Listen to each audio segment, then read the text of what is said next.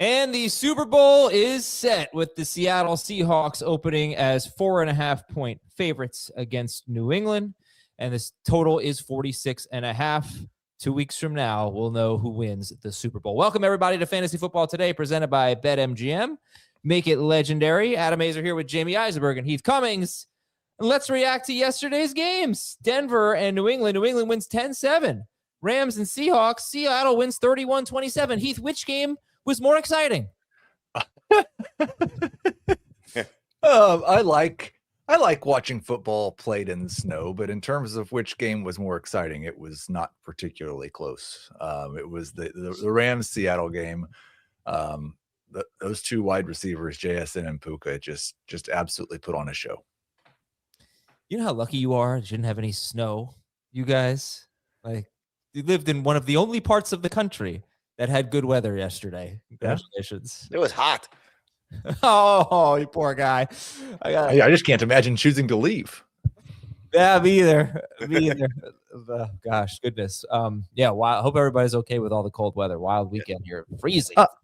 You know, we got some Vikings fans here in the chat saying, send us some love. I posted something on Twitter. I felt really bad for Vikings fans. I'm sorry, Thomas. That had to hurt a lot. Now, that's like watching Daniel Jones this year. I was like, what? Can't be serious. Well, no, kind of. But it was 8 weeks of the regular season with Daniel Jones. It wasn't throwing for 300 yards and 3 touchdowns in the NFC Championship game. He did have quite a game. Jamie, what were your thoughts on the weekend? Playoffs in the snow is terrible. And the NFC Championship game was clearly the best game to watch, and it was fun. It was, a lot of interesting coaching decisions and some, play calls that were, exciting to see. I think we're going to get an interesting Super Bowl here. I clearly the Patriots are ahead of schedule, and we'll see how they hold up against that defense. But I mean, Mike Vrabel, what a coaching job he's done all season, and just the turnaround. And I think if you saw the locker room stuff from them, I didn't realize first team in NFL history to go 9-0 on the road. Yeah. So that's clearly impressive feat. So hopefully we get a good game. Do you think the Broncos should have gone for it as they did on 4th and 1 from the New England 14 with 9:28 to play in the second quarter? They were up 7-0. They had 4th and 1 at the 14-yard line, 9.5 to play in the second quarter. They went for it. Jamie, was that the right decision? So first off, there's a great story on ESPN from Seth Wickersham. Got some insight with Sean Payton on that. I encourage you to read. I read this morning. It was great story. I would have probably kicked, especially knowing that the weather and what it was going to be, the way that your defense had played at that point. They forced 3 punts up to that point, and knowing that you're dealing with a backup quarterback. So the fact that Sean Payton called a play, I just know this again from reading the story. He called a play, then called timeout, changed the play, and wasn't expecting to see what the Patriots did to them defensively. And from the moment that they snapped the ball, they knew the play was blown up. So I think in hindsight, you take the points knowing that you're, going to have some inclement weather coming in, and that is going to be probably tough to score. But, the analytics say what the analytics say. And at that point it was, go for it. I'm usually Mr. Go for it, and at that moment, I really couldn't decide. I was thinking about how terrible it would be to be Sean Payton trying to make that decision, but I certainly probably would have just gone with a quarterback sneak or a tush push, because you said 4th and 1. I think it was 4th and half, wasn't it? I think it was. I don't remember exactly. I thought it was more like a good solid yard. Yeah. But one thing I did see on Twitter was someone commented, didn't Sean Payton know that the weather was going to get really bad? And I'm pretty sure, I feel like 95% confident in this, that Kevin Roth, or the weather guy we always cited, I didn't know it was going to get that bad. And I'm a meteorologist. And it is kind of important. Did you know what kind of condition? I don't think they knew what the fourth quarter was going to be like. And most of the second half really, but it is kind of an important note. I would think if you have Bo Nix in that situation, it's easy to go for it. Yeah. You have your backup quarterback, your defense is playing great. And really, let's face it, the defense hadn't played that well to that point in the season for the last 2 or 3 weeks, 2 or 3 games. So the Broncos defense just hadn't been the same. You also knew at some point, if you're just, or I shouldn't say you knew, you had expectations. Drake May had been turnover prone, in the last couple of games also. So Yeah. was that going to come at some point also? So taking the points makes a little bit more sense in some of those situations. So I don't know. It's obviously easy to hindsight and second guess. If they scored to go 4-0, they probably win the game based on how the unfolded. And another interesting But note, if they did convert the field goal, they still may be playing right now. Yeah. Another interesting note is that Will Lutz, the kicker, the Broncos kicker, said that when his field goal was blocked by Leonard Taylor, that was in the fourth quarter, that they may have been lined up incorrectly. They may have been a yard short on their snap because they couldn't.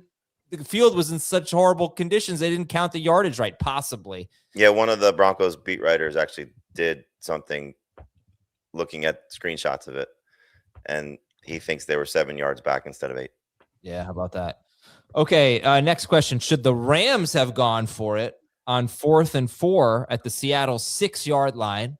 5 minutes left in the game, and they were down by 4. They could have kicked the field goal to go down by 1, or go for it as they did on 4th and 4 and an incomplete pass in the end zone. Heath, did the Rams make the right decision? I think this one is much, much easier. Like I cannot imagine kicking a field goal there. You hadn't had very much success stopping Seattle all day long. You couldn't kick a field goal and say, yeah, we'll get a quick stop and get the ball back and then go kick another field goal. That was 100% the right call, in my opinion. Especially there, and especially the way Stafford was playing. Like, he's the MVP. You go allow him to make a play. First of all, I would vote for Drake May for MVP. Just saying. But I guess he's certainly qualified and deserving. I just think Stafford had a better season. He did have a better season, but tougher competition. But the difference between who he's throwing to me is just so somebody made the observation, and this is not a slight to them, because congratulations for being in the Super Bowl, but it was an incredible playoffs so far. Did the Patriots play the least entertaining game all 3 weekends? Yeah. Did they? I feel like last weekend there was another. Oh, yeah. I mean, yeah, probably. Okay, and then I think. Do you guys think the Rams? I think the Rams should have gone for 2 after the Puka touchdown with about 2 minutes left in the third quarter to try to make it a 3-point game. Yeah, I don't know what they were doing. I agree with that. All right. Anyway, who's going to win the Super Bowl, Jamie? It's hard to bet against Seattle right now. I mean, their defense is just so tough against an offense like the Patriots right now. So I would like to see Drake May win a Super Bowl more so than I like to see Sam Darnold win a Super Bowl. But look, give him credit. He's had a fantastic run, fantastic postseason. It's a great comeback story of maybe all time. Just a guy that was written off and one of the biggest draft busts at that point in his career. And this was the team that really exposed him. Remember, I'm seeing ghosts. Was against the Patriots. And so to come back and have the revenge against the Rams and then the revenge against New England, I think it's just an awesome story. But, this could be the start of a Hall of Fame career for Drake May. So, but it's just hard to bet against Seattle at this point. It's funny. When I don't care who wins, I usually just cheer for the underdog. But like the Patriots are clearly the underdog, but it sure feels like Sam Darnold is the underdog. Yeah. Yeah, it's a great point. I think Seattle will win. I feel like it's pretty obvious. If Seattle doesn't turn the ball over, they're going to win. You just never know when bad Darnold's going to show up. But then again, Drake May, I mean, he didn't turn the ball over in this game, but he almost did on the first possession through that slant. I think to Diggs on 3rd down was almost intercepted. Will Campbell's struggling a little bit at left tackle. I think the Seahawks will win. And just a note to coaches in the future: if you know you're going to play in the snow, don't wear white. Seriously. And I think you're right. Like the allure of the snow game in the playoffs, it might be starting to wear off. I don't know if people want to see this garbage. They're just slipping and falling all over the place. Like, this is supposed to be the best football that we're watching. Right. I wonder how much of that was the surprise weather. I was watching the game, and what I said when it started was, it looks like everybody's wearing the wrong cleats now. Like they didn't have the right cleats. I wonder if they'd have known going in that it was going to snow, if it would have been a little cleaner. All right, well, today on the show, we are going to talk. I got 5 big questions coming out of the conference championship games and some of the coaching news. We're going to talk about Mike McCarthy going to the Pittsburgh Steelers and some other news, coaching news, and update on Tyreek Hill and things like that. So let's get into it here. Just some quick stats. We're going to talk about some of these players like Rhamondre Stevenson. We're going to talk about the Patriots backfield. Dominated the carries yesterday. He's averaged 4.6 yards per carry or better in 3 of 5 seasons. Ken Walker, I was watching the game yesterday. We were all watching the game yesterday and thinking, man, this guy cannot get on the field during the 2-minute drill. And in his entire career, Ken Walker has 6 catches in the last 2 minutes of the second or the fourth quarter. And, 4 of them, I believe, came in 2024 when he had a 46 catch season in 11 games. But this year he had 1 catch in the 2-minute drill, Ken Walker. So, that's just some role that he's just not going to get, it seems. Davante Adams, we're going to talk about him. Davante Adams averaged 1.9 yards after the catch per reception this year. That is unbelievably low. And only 1 wide receiver with 50 or more targets. There were 78 wide receivers with 50 or more targets. Only 1 wide receiver had a lower yak per catch than Davante Adams. It was Mike Evans. 2 pretty similar guys right now. Mike Evans, 1.2 yards after the catch per reception. That is the lowest in 16 seasons. Ted Ginn also averaged 1.2 yards after catch per reception back in 2009. So, just some. So what you're saying is old receivers can't separate? It's not necessarily about separating. It's just about doing stuff after the catch. But yeah, no, I mean, you think so. But 2 years ago, Adams averaged 2.5 yards after the catch per reception, which is bad, really bad.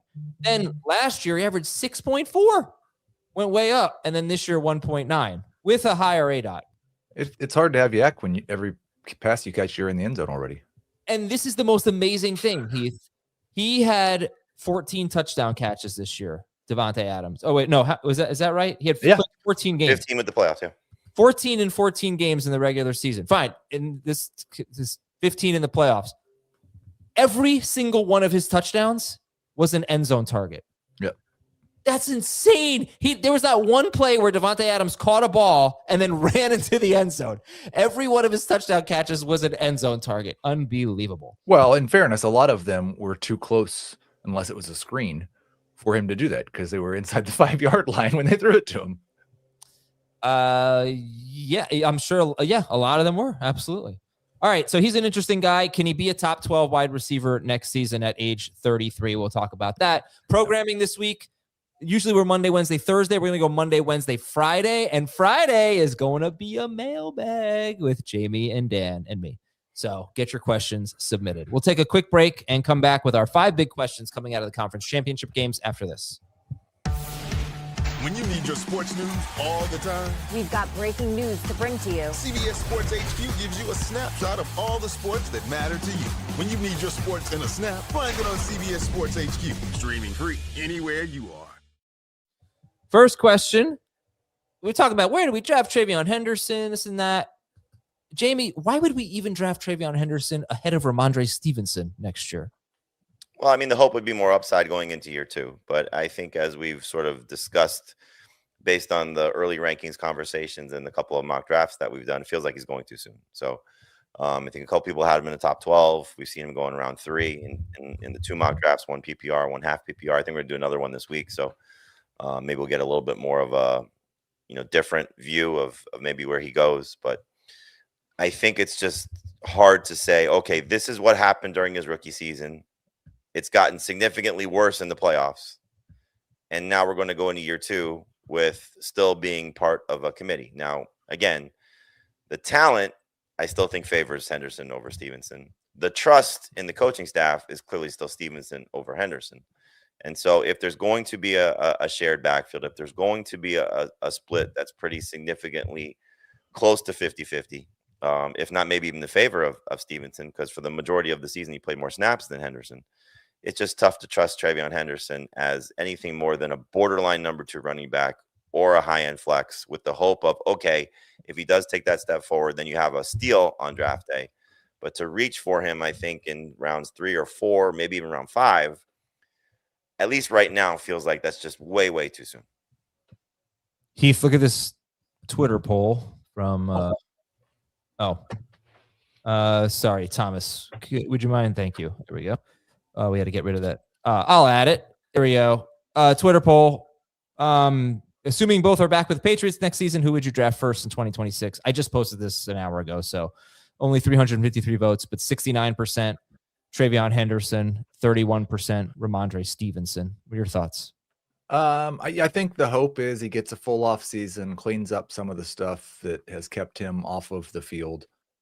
And if he gets 12 touches a game and Rhamondre gets 12 touches a game, it's much more likely that Henderson's going to turn one of those into a 60-yard touchdown. And so that's more upside would be the reason you would draft him higher. But he's one of the guys who definitely saw his value fall a little in the playoffs. And Stevenson, tomorrow we're talking about the biggest dynasty risers and fallers in the playoffs, and Stevenson's definitely one of the big risers. It's weird with Henderson because where he's at in the dynasty rankings, I'm not sure he's going to fall that much because the running backs behind him are guys like Breece Hall, who we're still waiting to see where he's going to be playing next year. So it won't be a huge movement from Henderson, but Stevenson will be a big dynasty riser, I think, even at 28. And Rhamondre Stevenson in our latest half PPR mock draft went with the 7th pick of round 7. Other running backs in that range, not many actually. Ja'Cory Crosky-Merritt, Tony Pollard, Rico Dowdle, Blake Corum. All right, let's just tally it up here. The games that Rhamondre Stevenson played, including the postseason, 181 carries for Rhamondre. It was almost even before yesterday when Stevenson had 25 carries and Henderson had 3. But now the updated tally, 181 carries for Stevenson, 157 for Treveyon, 39 catches for Stevenson, 27 for Henderson. They both averaged right around 4.5 yards per carry. But Stevenson, 8 carries from inside the 3-yard line. Henderson, 2. Henderson, by the way, was on the injury report this week. I don't know if that had anything to do with his reduced role. He had a shoulder injury. All right, let's go to goes back to, we'll obviously talk about this more in the next, even maybe Wednesday, but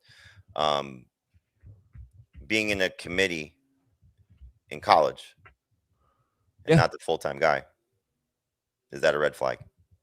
Yeah, sure.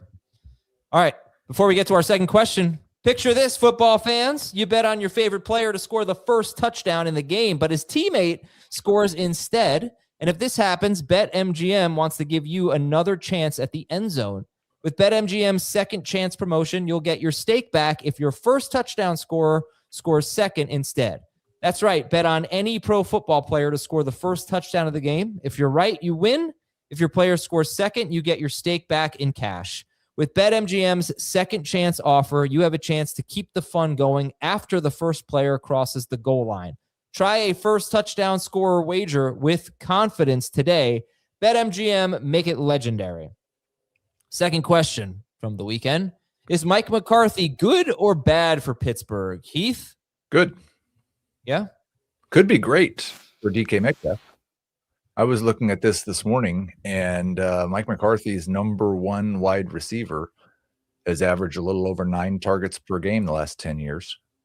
Every one of those seasons, it was over, all but one of those seasons, it was over 8 targets per game.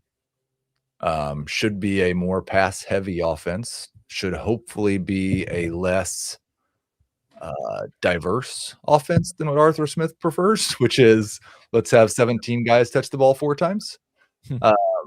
So I think I don't know if it's a good thing for winning. I don't know if it's a good thing for Steelers fans, but I think for the fantasy value of the Steelers, it's a good thing.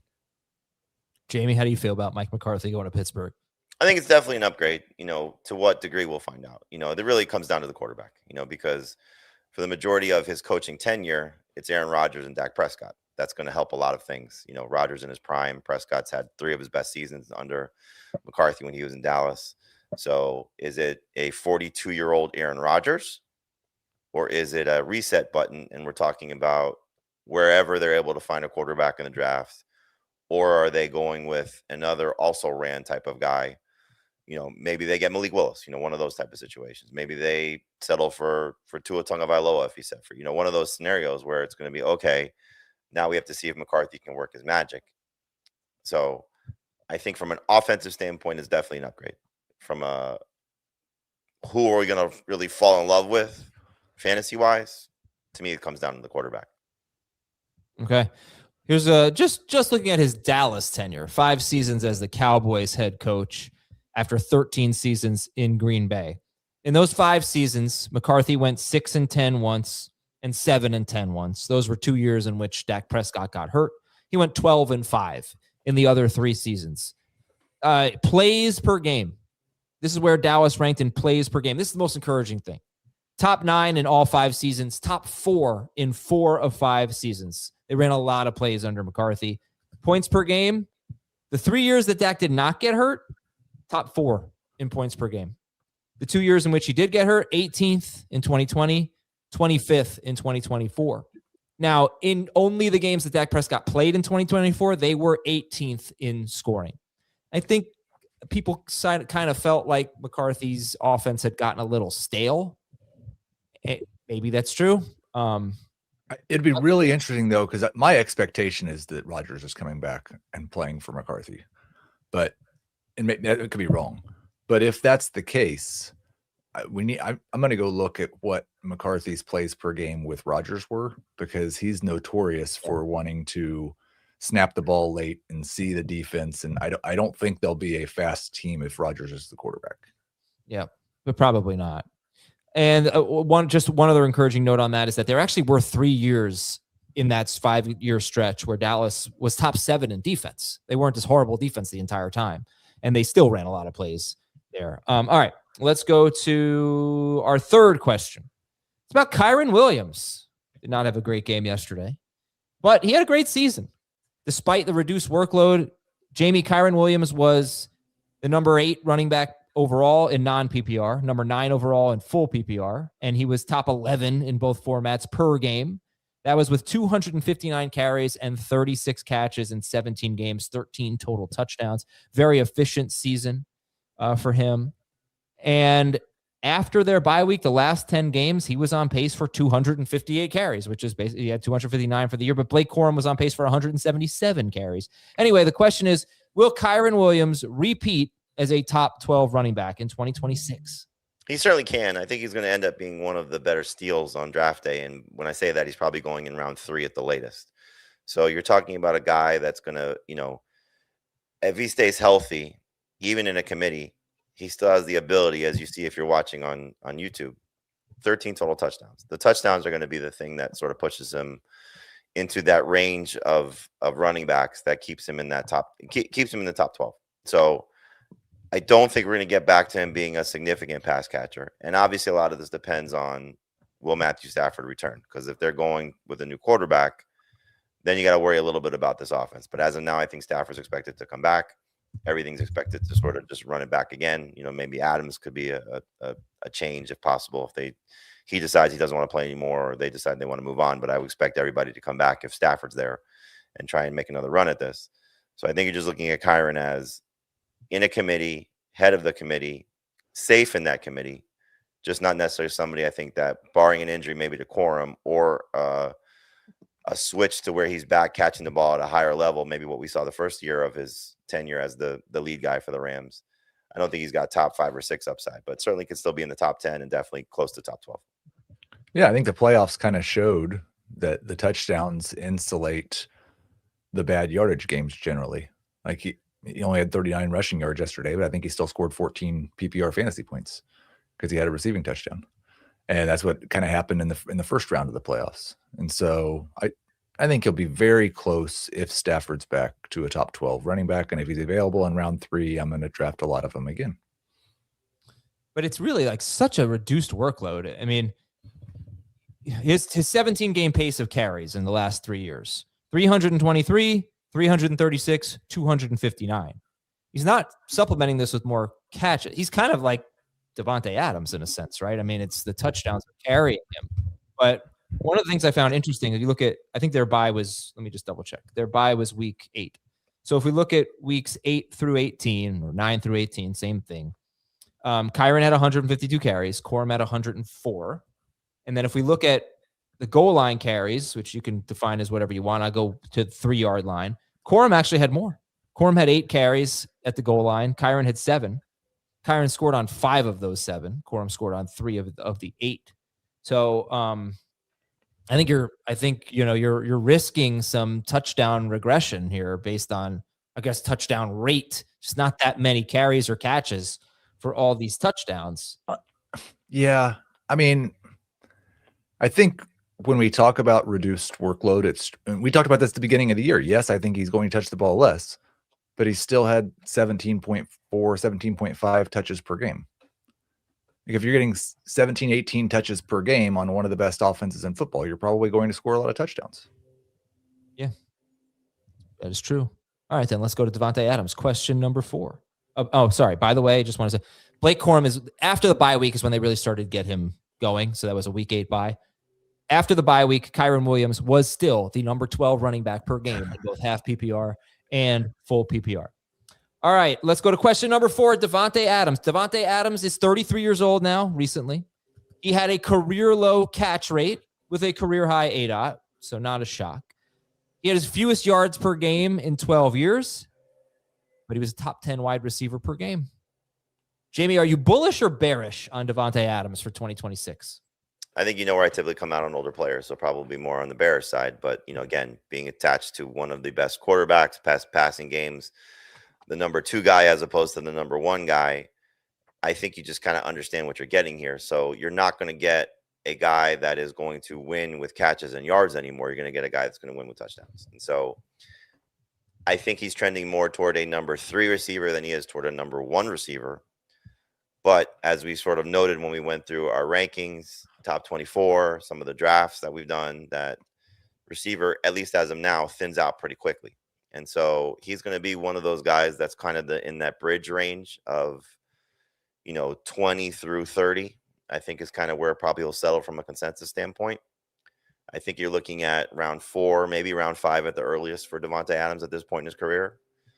And he may end up rewarding you with a surprise season from a yardage and catch standpoint, and maybe a little disappointing from a touchdown standpoint, because replicating 14 touchdowns in 14 games is hard to do. But missing 3 games with a hamstring injury is sort of indicative of older wide receivers, as we saw with Mike Evans missing time with injury this year as well. And so as Puka continues to get better, as I'm sure they're going to try and, develop some of their younger receivers because they have to start to plan for the future, maybe Adams takes a significant step back. I don't think that will happen based on who he is and still the ability to get free off the line of scrimmage and what he probably means to Stafford and McVay. I just don't think you want to overvalue him because he scored 14 touchdowns this year. Heath, what do you think? Bullish or bearish on Davante Adams for next season? It'll depend on ADP, but I think I agree with Jamie. I think I'll probably have him ranked as a number 2 wide receiver that is closer to a wide receiver 3 than a number 1. So maybe wide receiver 20 as the over-under, and a risky profile at that. I don't think I'm going to want to take him in the first 4 rounds. So maybe I'm a little lower than that. That is where he went in our half PPR draft. So Davante Adams went with the 7th pick of round 4. That round, the wide receivers that went in that round were Ladd McConkey, Garrett Wilson, Cortland Sutton, Davante Adams, Emeka Egbuka, and Jalen Waddle. Who's the best wide receiver there? McConkey, Garrett Wilson, Sutton, Adams, Egbuka, and Waddle. Who's the quarterback in Miami? Stafford gets straight. He retires there. Then it's Jalen Waddle. I would take McConkey first and McDaniel there now. You would take McConkey first and then what? With McDaniel there now in for the Chargers. Mike McDaniel is the coordinator. He is, but he's still interviewing for head coaching jobs. Yeah, he can still get the Raiders. Still interviewing for head coaching jobs. Yeah. I wonder if they are just waiting for Kubiak, and then if Kubiak chooses somewhere else, they hire McDaniel. And maybe. Okay, so Adams or Sutton, who's certainly going out with a whimper. To me, they're the same type of player because the touchdowns are probably going to sway them. I'd probably lean Sutton, but it's close. Yeah, I'll go there. I think the one that's interesting is Egbuka, because if Evans returns, it's hard to feel great about Egbuka. Like, you could certainly see the upside. We saw it in the first 4 or 5 weeks of the season last year, or 2025. But like, it was so brutal when everybody was healthy. So if Evans goes back to Tampa, is it Adams or Evans? I'd probably go Evans over Adams, but it's close. I'm so confused. Their names are too similar. It's like when you say them back to back, it just Evans Adams. I don't know. What if his name was Evan Adams? Or Yeah, Adams? that would be really weird. So I mentioned that. Adams. So 28 end zone targets for Adams in 14 games. Number 2 in end zone targets. 2 guys were tied, Pickens and McBride. They had 18. He had 10 more end zone targets in them, and he missed 3 games. He had the most end zone targets since at least 2010. I didn't even bother going back any further than that. And yes, I mentioned that all 14 of his touchdowns were end zone targets, right? Every single one of them he caught in the end zone. No other player had more than 6 touchdowns on end zone targets this year. But the one guy who had back-to-back season, well, I shouldn't say the one guy. I didn't go back that far. I just went back a couple of years. Mike Evans is a guy who did that. 2023, Evans had not exactly the same thing, but he had 10 of his 13 touchdowns were end zone targets. The following year, 9 of his 11 touchdowns were end zone targets. So yeah, these guys are they're gonna need the touchdowns for sure, and they could get them. Well, and like it's not hard to see how that happened because, especially going back to the Yak discussion, 11 of those touchdowns were passes from inside the 10-yard line for Adams. Adams, yeah, 14, yeah. All right, last question. So this is like an analytics question, I guess. Kind of. It's about Stefon Diggs. Stefon Diggs was the number 25 wide receiver per game in PPR, number 33 per game in non-PPR. He was really a standout in terms of advanced metrics. Number 1 in catch rate among the 78 wide receivers with 50 or more targets. Let's see, 11th in yards per target, 7th in yards per route run, 53rd in yards per catch, 16th in explosive play rate, 7th in first down rate, and he had the 13th highest slot rate for what that's worth. So Stefon Diggs. The question for Diggs, Heath, I'll let you go first. Does he have must-start potential in 2026? And here's the basis for this. He had 5 games all year in which he ran 80% or more of the routes, including 2 in the postseason, 3 in the regular season. He scored 14 or more PPR fantasy points in 4 of those 5 games. He scored 16 or more in 3 of the 5. He had a 23% target share or better in 4 of the 5. So when he was on the field, he was really, really good. Does Stefon Diggs have must-start potential in 2026? We will get Heath's answer when we come back from this much-needed commercial break. Sorry to spring that on you, Thomas Schaefer. Cue it up. We'll be right back on FFT. Can I get a spot real quick? Yeah, sure, man. Hey, wait a minute. You're Dave Richard from FFT. Yeah. Huh. Hey, I snagged Alvin Kamara in the 4th round. What do you think? Is it PPR? Yeah, full point.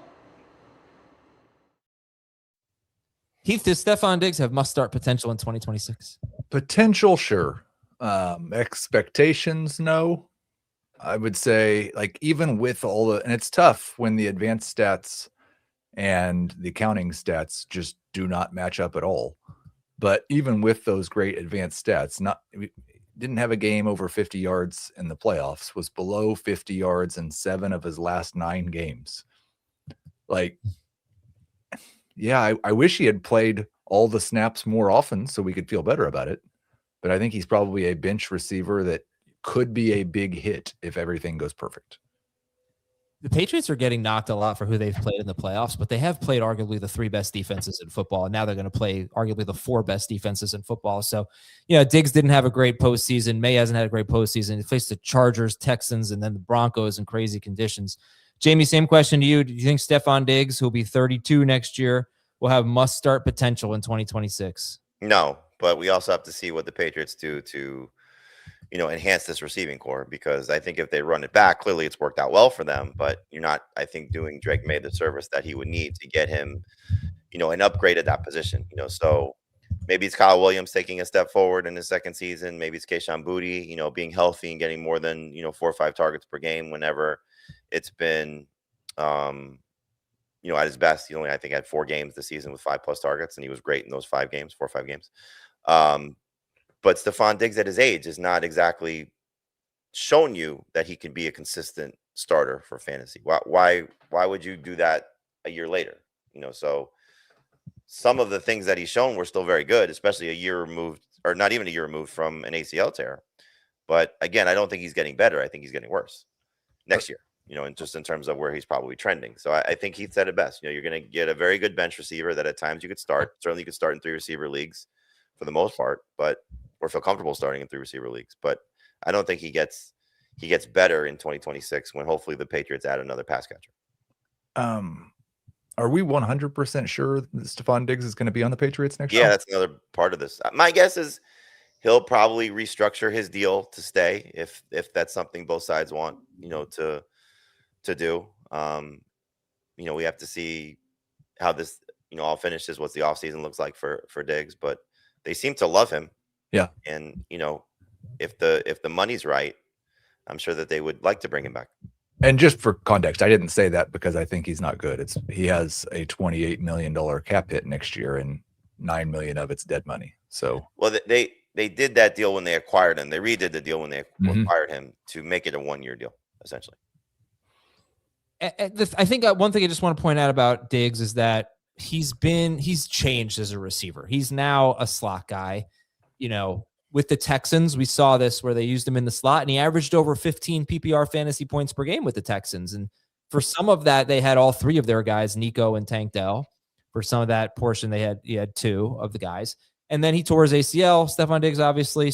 But had a good year with Houston, right? We forget about that. Over 15 PPR fantasy points per game in this new role for him. And then he kind of continued that role with the Patriots, being not an exclusive slot guy, but over 50% of the time. And he's not beating you downfield necessarily anymore. He had 13 targets of 20 or more air yards this year in 17 games at Stefon Diggs. With Buffalo, he was, typically 23 or more, not 13 targets of 20 more air yards. So it's just a different kind of player, but he's been really good at it. I think Heath, though, when you look at his metrics were so good, I feel like so much of that is an 83% catch rate, which is just not going to happen again. I'd be shocked. Right. So just kind of, I don't know, taints it a little bit. But he had a good year for sure. All right. And that's it for our 5 big questions. Good job, guys. Let's see. We have a 6th big question. You praising us for the answers or you for the questions? No, you for the answers. 6th big Were there any that didn't make the list? Top 5? No, I didn't have any other questions. No. I guess I could have asked about, I was going to ask a question about Ken Walker. RJ Harvey, I don't even know what to say about RJ Harvey anymore. I'm not going to judge him too harshly going against the best run defense in football. They want up there. But Ken Walker, sometimes you watch him, you go, man, he is breathtaking. Yep. Right. But then the numbers weren't even good at the end of the day. Well, he's sick. He's veteran Treveyon Henderson. Yeah. I think RJ Harvey might be kind of the same thing. They kind of just always want to hit that home run. Harvey had some really nice runs in this game. They only went for 8 or 9 yards or something, but terrible line at the end of the game. And Walker's wasn't that great either. But man, his touchdown was awesome. He had some really nice plays. He's a tricky guy. I don't know what they're going to do with him. If he's their lead guy, like I said, I'm probably taking him in round 2. Lead guy with the Charbonnet. They run it back with the same duo. Charbonnet is not going to be ready for X amount of months. Yeah. But if Charbonnet's back, I don't know. They might just put him right back in that goal line role. Just depends when he's healthy. They got to have a third back. It's not like Ken Walker cannot score from the goal line. I don't understand. He's done it before. He's fine. It's just an insult. Kick in the teeth to the fantasy managers out there. All right, let's go through some news and notes to end the show here. We got Mike McCarthy going to the Steelers. I didn't say this, and I'm sorry. Jamie alluded to it. Heath alluded to it. Matthew Stafford did not commit to playing in 2026. We're thinking he probably will. He's like, I just lost the game. I can't commit to anything right now. But he didn't commit to that. McVay expects him to play, though. Did he say he expects him to play, or he said, all right, if he said that? I think it was more like, I'd be surprised if he's not playing along those lines. Yes, I did call Ken Walker breathtaking. And yes, good reference to the Seinfeld episode where Elaine gets called breathtaking, and so does the ugly baby. Very good. Do you want to hear something sad but funny-ish related to Seinfeld? Sure. So my unfortunate situation, my friend just passed away last week, and I had to speak at his funeral. And he's a huge Seinfeld fan, my friend Eric Moskoff. And I was trying to think of like a way just to kind of make it, something that he would appreciate, make it light. So I read the Seinfeld scene from the Whale, and everybody appreciated when I pulled the title list out on the hole in one. And I had people come up to me afterwards and was like, he needed that. So anytime I see Seinfeld now, just a little reference. But yeah. Oh, I can't believe you spoke. I didn't know you spoke. I'm sorry, Jamie. You went through a really, really horrible week. Unspeakable. Yeah. Oh man. Go to the doctor, everybody, please. Yeah, right. If you're not feeling well, get it checked out. And we turn to football, right? And fantasy football and podcasts and all that to get through it. Miami promoted their pass game coordinator Bobby Slowick to their offensive coordinator, and he spent 2 seasons as the Texans' offensive coordinator. One of them really encouraging, one of them not so much. Heath, what do you make of this hire? I guess we'll probably expect a little bit of continuity, but with McDaniel gone, I'm not sure how much continuity. I don't have a strong opinion on Slowick either way. Once upon a time, we thought he was going to be one of the great young offensive minds. So I don't think it's a bad thing. I don't think we know that it's a good thing. And it's all going to come down to who's playing quarterback. Baltimore hired Chargers defensive coordinator Jesse Minter to be their head coach. The Giants hired former Titans defensive coordinator Denard Wilson to be their defensive coordinator. The Packers hired Jonathan Gannon, who was the Cardinals head coach, but before that, the Eagles defensive coordinator, to be their new defensive coordinator. The 49ers offensive coordinator Clay Kubiak is going to stay with the Niners. Mentioned that Mike McDaniel could still take a head coaching job. Arthur Smith is going to be the next offensive coordinator for the Ohio State Buckeyes. Dawson Knox. Great hire. How about this? Yeah. Great hire. Love it. Honestly, I think that Arthur Smith might be a good coordinator, but for fantasy, he stinks. Exactly. I think he's he's a good coach. So love it. It's good that hope he has a long, illustrious college career. Okay. Dawson Knox said that Dalton Kincaid is never healthy. Dawson Knox said that Kincaid played the entire season with a torn PCL. It's pretty incredible. And when we have the 2 knee injuries that he dealt with in his rookie season, 2024. I know we got through talking about tight ends last week with was 2023 was the rookie season? I think so, right? Yeah, so 2024 was the second year, but that was the year he played with 2 knee injuries. I'm sorry, whatever 2024 was, rookie year or second year, he played with 2 knee injuries. I think in the case of Kincaid, like once you get past the top 2 guys, and then most likely the 3 young tight ends going into their sophomore season, plus Tucker Kraft, that feels like it's going to be in some way, shape, or form the top 6. Then who's next? Is it Kincaid? Is it Pitts if he stays in Atlanta? Is it somebody like Isaiah Likely if he goes to an Atlanta or Kansas City if Travis Kelce retires? Is it George Kittle if he makes a miraculous recovery? Like, this is kind of where that unknown starts, at least for me. Tight end 7. And I think Kincaid could easily be tight end 7. Just so I think the only other one who might be in the depth, the known, is Laporta, assuming he's healthy. Yes, I'm sorry. Yeah. Laporta, if he's healthy, would be in that top 7 with their hiring of Rob Petzing. Drew. Thank you for reminding me. Yeah. And Bo Nix's recovery is going to take about 12 weeks, which is not bad. And Barry Jackson of the Miami Herald thinks the Dolphins will almost certainly release Tyreek Hill. And that is all. I just heard one of their beat writers, Omar Kelly, on the radio before our show started. He also suggested that Tyreek Hill is gone, but he said from what he saw, his rehab is going well ahead of schedule. And so I was thinking about this when we were talking about Adams and Evans. Like, that's another guy that's going to be very interesting depending on where he ends up. If he's with the right team, quarterback, etc., could be great value on draft day, because I'm guessing most people are going to just say, I don't want Tyreek Hill. He's 30 some odd years old coming off this significant injury, and could have some good value, especially when he's reunited with Patrick Mahomes. That will throw such a wrench into everything if he's reunited with Patrick Mahomes and Travis Kelce comes back. just like the Rushy Rice and trying to figure out where to rank Hill and whether Kelsey's a starter. It's going to be a mess. And Mahomes' health.